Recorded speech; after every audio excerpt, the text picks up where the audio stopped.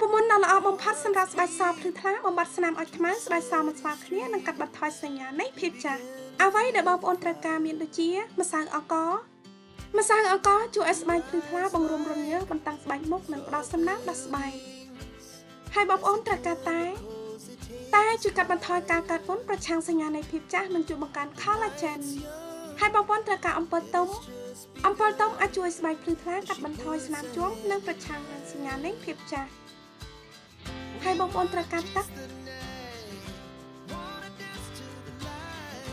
សូមកករហូតតែម្សៅរលាយអស់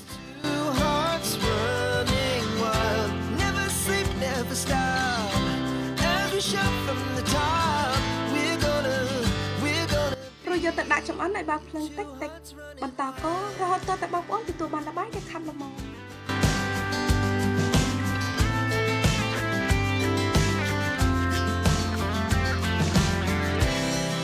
The morning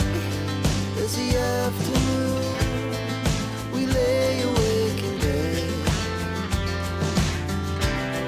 The glass so loud as the hours pass. រួចហើយបិទភ្លើង Do it all again. ទុកឲ្យត្រជាក់បន្ទាប់មកយកល្បាយនេះទៅដាក់ត្រង់ Dance to the light. Pull the stars from the sky. Just two hearts running wild. Never sleep, never stop. As we shout from the top, we're gonna be. We're gonna be.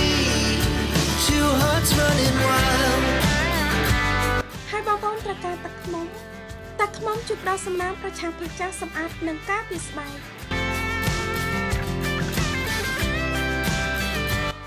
រួចហើយចាក់ចូលទៅក្នុងខ្នងហើយរក្សាទុកនៅក្នុងទូទឹកកកបងប្អូនអាចទុកប្រើបានយូររហូតដល់ទៅ7ទៅ14ថ្ងៃ The moonlight, summer sky. របៀបប្រើប្រាស់សូមលាបថ្នាំនៅលើផ្ទៃមុខនិងករបស់បងប្អូនហើយទុកចោលរយៈពេល30នាទី And we'll stay young forever. We'll never have regrets.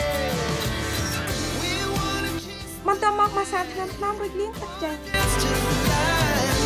Pull the stars from the sky. Just two hearts. កុំភ្លេចយកលេងឬប្រេងផ្ដល់សំណើមដែលបងប្អូនប្រើជាប្រចាំសម្រាប់លទ្ធផលកាន់តែប្រសើរ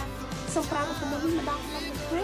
យ៉ាងហោចណាស់ឲ្យបាន14ថ្ងៃចូលជប់គ្នាសម្រាប់លទ្ធផលឆាប់បន្តប្រើប្រព័ន្ធនេះជាប្រចាំនឹងធ្វើឲ្យផ្ទៃមុខរបស់បងប្អូនមានសោភ័ណពីណាជាងមុនហើយស្នាមឲ្យខ្មៅនិងកាត់បន្ថយពីមួយថ្ងៃទៅមួយថ្ងៃជាមួយនឹងប្រព័ន្ធដ៏សាមញ្ញនេះធានាថាបងប្អូននឹងឃើញផ្លែតាំងពីការប្រើប្រាស់សប្តាហ៍ដំបូង